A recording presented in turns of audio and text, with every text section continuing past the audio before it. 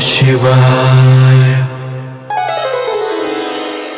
ते ह्या जगाचे पालनकर्ता आहेत आणि तेच ह्या जगाचा आरंभ आणि अंत आहेत, जे ह्या पृथ्वीवर अनेक रूपात उपस्थित आहेत आणि आपण त्यांना अनेक नावांनी ओळखतो. काहींसाठी ते भोलेनाथ, तर काहींसाठी ते नीलकंठ, तर काहींसाठी महाकाल आहेत. शिवपुराणात 64 ज्योतिर्लिंगांबाबत सांगितलंय, पण ह्यातील सगळ्यात जास्त महत्व 12 ज्योतिर्लिंगांचं आहे आणि यातील प्रत्येक ज्योतिर्लिंगाला स्वतःचा असा एक इतिहास आहे आणि त्याच्याशी संबंधित प्रचलित कथा आहेत. शिवाय असा समज आहे की ह्या 12 जागांवरती भगवान शंकरांनी स्वतः प्रकट होऊन आपल्या भक्तांना दर्शन दिले होते आणि त्या ज्योतिर्लिंगाच्या रूपात महादेव आज सुद्धा त्या जागी उपस्थित आहेत. स्कंद पुराणात सांगितलं आहे की शिवलिंग म्हणजे इन्फिनिटी. याचा अर्थ ज्याची ना कोणती सुरुवात आहे ना कोणता शेवट आहे. तो निराकार म्हणजे शेपलेस आहे. महादेव ह्या जगाच्या आधीही अस्तित्वात होते आणि ते ह्या जगाच्या अंतापर्यंत असतील. असं म्हणतात की जी व्यक्ती ह्या 12 ज्योतिर्लिंगांचे रोज सकाळ संध्याकाळ नामस्मरण करते त्याचे जन्मोजन्मीचे पाप नाहीसे होतात. यांच्या केवळ दर्शनाने माणसांची संकटे नष्ट होतात. सोमनाथच्या दर्शनाने सगळ्या पापांचा नाश होतो. केदारनाथ ज्योतिर्लिंग हे भगवान शिवाचे सगळ्यात प्रिय आहे आणि हे भक्तांच्या सगळ्या इच्छा आकांक्षा पूर्ण करणारे ज्योतिर्लिंग म्हणून मानले जाते. अशा अनेक ज्योतिर्लिंगांबद्दल आपण ह्या सिरीजच्या माध्यमातून जाणून घेणार आहोत. आपण ऐकत आहात देवांचे देव महादेवांवर आधारित आमची ही original series the 12 jyotirlingas of India. या विश्वामध्ये केवळ भगवान शंकरच असे देव आहेत ज्यांना लिंग आणि मूर्ती ह्या दोन्ही स्वरूपात पूजले जाते, पण इतर सर्व देवतांची फक्त मूर्ती रूपातच पूजा केली जाते. भारतातील भगवान शिवाला समर्पित ही ज्योतिर्लिंग एनर्जीचे सोर्सेस आहेत. असं मानलं जातं की ह्या ज्योतिर्लिंगांमध्ये संपूर्ण विश्वाची एनर्जी भरली आहे.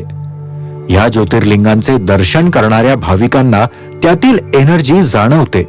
शिवाय असंही मानलं जातं की देशभरात जिथे जिथे ज्योतिर्लिंग आहेत तिथे तिथे रेडिओ ऍक्टिव्ह एलिमेंट्स आहेत आणि म्हणूनच शिवलिंगावर पाण्याचा अभिषेक केला जातो. आणि ही गोष्ट शास्त्रज्ञांनी सुद्धा मान्य केली आहे. आणि ज्या जागी ज्योतिर्लिंग आहेत तिथे एक वेगळ्याच प्रकारची एनर्जी असते. पण ही एनर्जी कशा प्रकारची आहे यावर अजून संशोधन चालू आहे. बाबा विश्वनाथांची काशीनगरी म्हणजे बनारसमध्ये ग्राउंड वॉटरचे जवळपास 10 ते 12 सॅम्पल्स घेतले गेले होते आणि त्या सॅम्पल्समध्ये रेडिओ ऍक्टिव्ह एलिमेंट्स असण्याची शक्यता दर्शवली गेली आहे. त्यामुळे आपण जर अशा प्रकारे विचार केला आणि न केवळ धार्मिक दृष्टीने पण सायंटिफिक दृष्टिकोनातून जर आपण पाहिलं तर भारतात ही 12 ज्योतिर्लिंग जिथे जिथे आहेत त्या जागांना जोडून जर एक नकाशा काढला तर एका शंखाचा आकार बनतो आणि ही गोष्ट खरोखरच अचंबित करणारी आहे. मग याचा काय अर्थ होतो? म्हणजे या 12 ज्योतिर्लिंगांची स्थापना अगदी विचारपूर्वक व्यवस्थितपणे प्लॅनिंग करून केली होती का, की हा फक्त एक कोइन्सिडन्स आहे? भारतात निर्माण झालेल्या इतर मंदिरांच्या तुलनेत ही 12 ज्योतिर्लिंग सर्वात गूढ म्हणजे मिस्टिरियस आहेत. प्रत्येक ज्योतिर्लिंग निर्माण होण्यामागे एक वेगळी कथा आहे जी हिंदू धर्माच्या विश्वासाशी निगडीत आहे. तसेच प्रत्येक ज्योतिर्लिंगा संबंधित काही ना काही श्रद्धा सुद्धा आहेत. आमच्या या सिरीजमध्ये भगवान शिवच्या 12 ज्योतिर्लिंगांबद्दल आपण अगदी डिटेलमध्ये जाणून घेणार आहोत. मित्रांनो, ह्या सिरीजमध्ये दिलेली माहिती ही अनेक वेगवेगळ्या सोर्सेस मधून घेतली गेली आहे, जसं की पौराणिक कथा, व्हिडिओज, पुस्तके, इंटरनेट इत्यादी. तुम्हाला आम्ही पुरेपूर योग्य माहिती देण्याचा प्रयत्न केलाय, पण आमच्या ह्या प्रयासात जर काही कमतरता वाटली तर आपण आम्हाला कमेंट करून जरूर कळवा आणि आम्ही त्याला सुधारण्याचा पूर्ण प्रयत्न करू. चला तर मग आमच्यासोबत देवांचे देव महादेवांच्या 12 ज्योतिर्लिंगांच्या अद्भुत आणि अलौकिक सफरीवर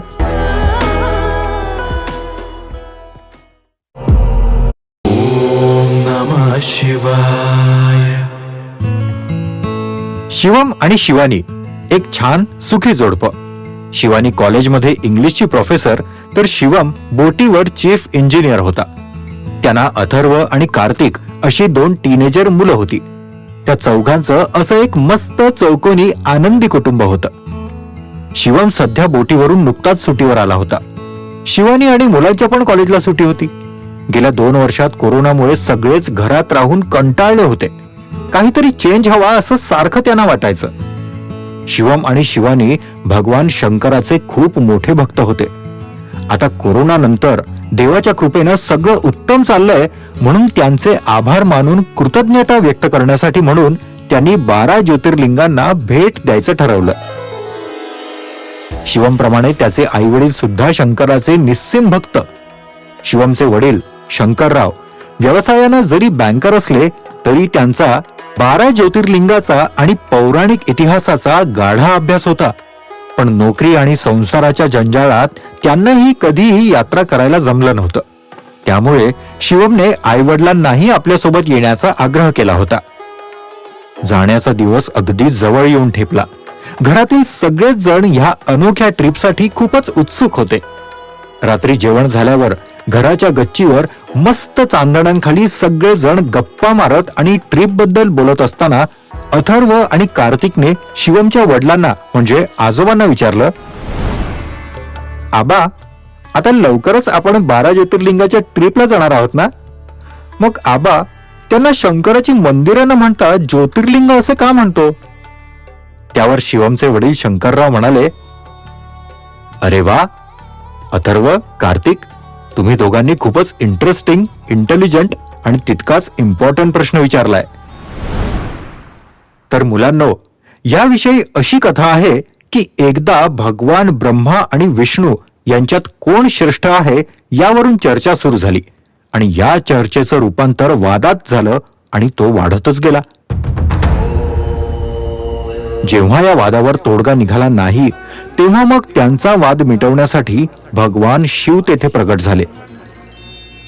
त्यांनी तेथे प्रकाशाचे अनंत स्तंभ म्हणजे कॉलम्स उभे केले.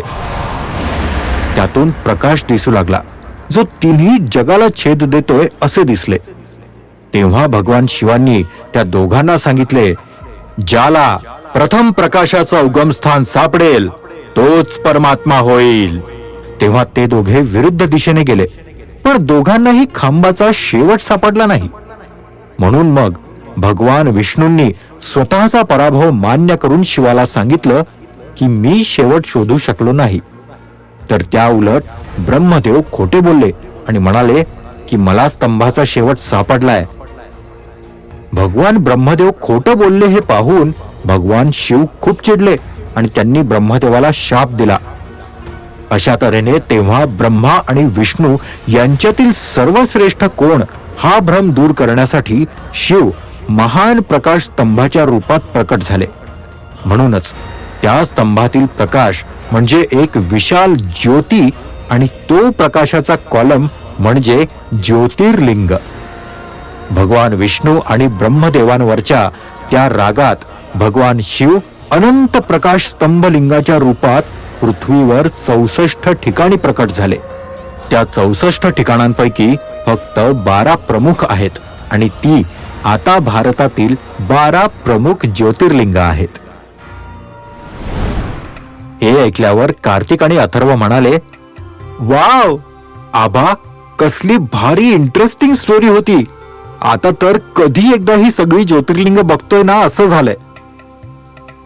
मुलांचं बोलणं संपत नाहीये तोवर शिवानी म्हणाली, पप्पा, खरंच ही सगळी माहिती खूपच इंटरेस्टिंग आहे, पण तरीही मला अजून एक प्रश्न आहे की जिओग्राफिकल दृष्टिकोनातून या ज्योतिर्लिंगांचं लोकेशन ठराविक दिशेने असण्यामागे काय महत्व आहे? त्यावर शंकरराव म्हणाले, आजच सगळं सांगितलं तर संपूर्ण ट्रिपची मजाच निघून जाईल. थोडा धीर धर, आणि आता तसाही उशीर झालाय, तेव्हा चला सगळे झोपायला. तेव्हा शिवानी, तुझ्या या प्रश्नाचं उत्तर मी तुला उद्या देईन. ते म्हणतात ना, सब्र का फल मीठा होता है.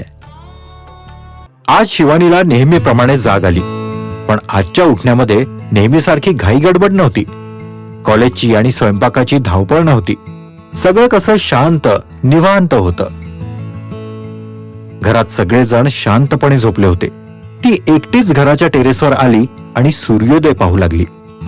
तो पहाटेचा गारवा, मंद हवा तिला खूप हुरूप देऊन गेला आणि तिच्या मनात आलं, आता फक्त कमी आहे ती एका मस्त फक्कड गरमागरम चहाची.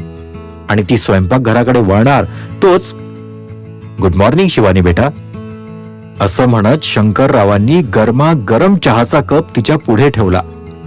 चहाचे घोट घेत घेत शंकरराव म्हणाले, शिवानी, काल तू मला एक प्रश्न विचारला होतास की ज्योतिर्लिंग ठराविक ठिकाणीच लोकेटेड का आहेत. तर आता शिवानी, एक साधी गोष्ट बघ. आपल्या आयुष्यात इतक्या छोट्या छोट्या गोष्टींमध्ये सुद्धा आपण क्रम जपतो किंवा त्यांना एक विशिष्ट स्थान असतं.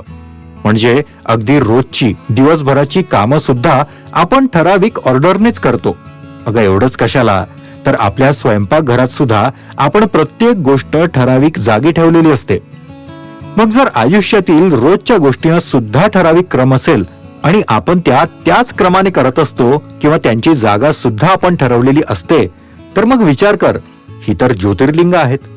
मग ती एका ठराविक क्रमाने पाहण्यामागे आणि ती त्या पर्टिक्युलर जागीच निर्माण होण्यामागे सुद्धा एक सायंटिफिक रिझन असणारच ना, किंबहुना ते आहेच. आणि ज्योतिर्लिंग कोणत्या क्रमाने पाहावीत याबद्दल आदि शंकराचार्य यांनी त्यांच्या 12 ज्योतिर्लिंग स्तोत्रामध्ये भारतातील विविध ठिकाणी वसलेल्या 12 महत्वाच्या ज्योतिर्लिंगांचा उल्लेख केला आहे. शिवाच्या 12 ज्योतिर्लिंग मंदिरांबद्दल संपूर्ण मार्गदर्शक येथे आहे, ज्याला श्री 12 ज्योतिर्लिंगम स्तोत्रम असं म्हणतात. असे म्हणून त्यांनी ते स्तोत्र म्हणायला सुरुवात केली.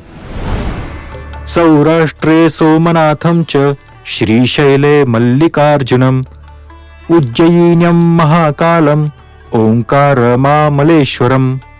म्हणजे सौराष्ट्रात सोमनाथ आणि श्रीशैलात मल्लिकार्जुन, उज्जैनमधील महाकाल, त्यानंतर ओंकारेश्वर आणि मामलेश्वर.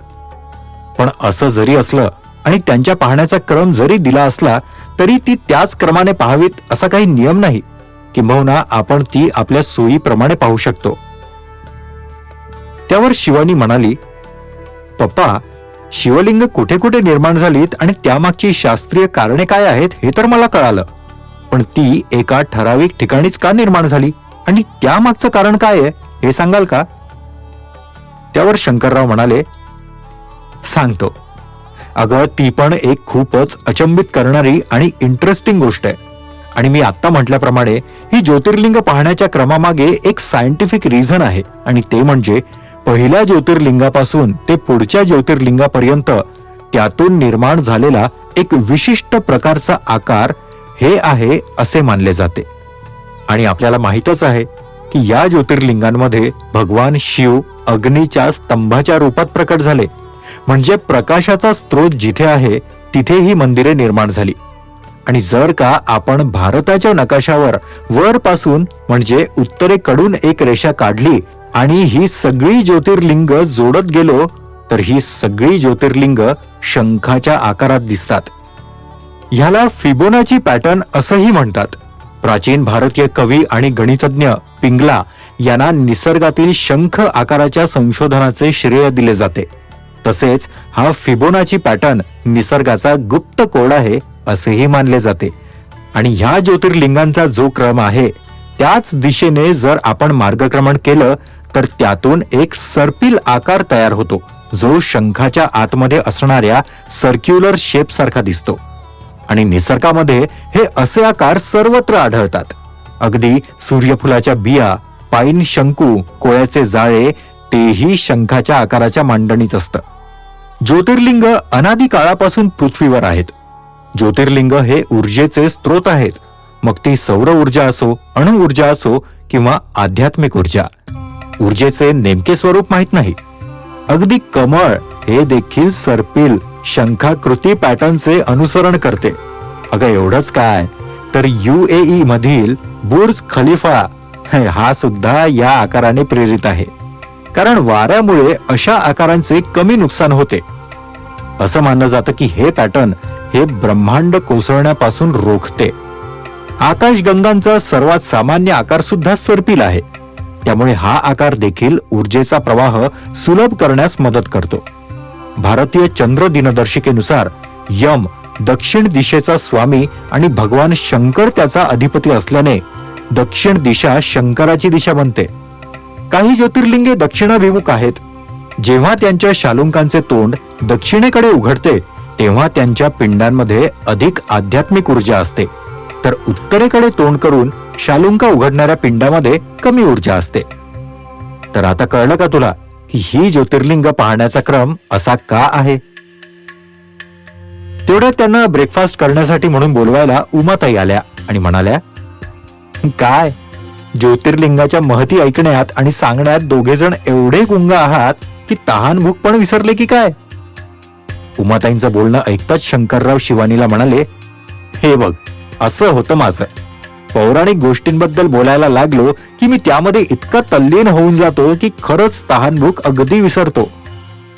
आणि असे म्हणून जाण्यासाठी शंकरराव निघत असतानाच शिवानी त्यांना थांबवत म्हणाली, पप्पा, खरंच हा विषय फक्त पौराणिक नाही, तर तो वाटतो त्याहून अधिक गहन, फिलॉसॉफिकल आणि सायन्स ओरिएंटेड आहे. म्हणजे त्या 12 ज्योतिर्लिंगांची स्थापना नेमकी ह्याच 12 ठिकाणी का झाली, म्हणजे त्यामागे असणारं सायंटिफिक आणि जिओग्राफिकल कारण, हे सगळंच खूप गूढ आणि तेवढंच इंटरेस्टिंग सुद्धा आहे. I am speechless. शंकरराव सांगत असलेल्या सगळ्या माहितीने ती अचंबित झाली होती.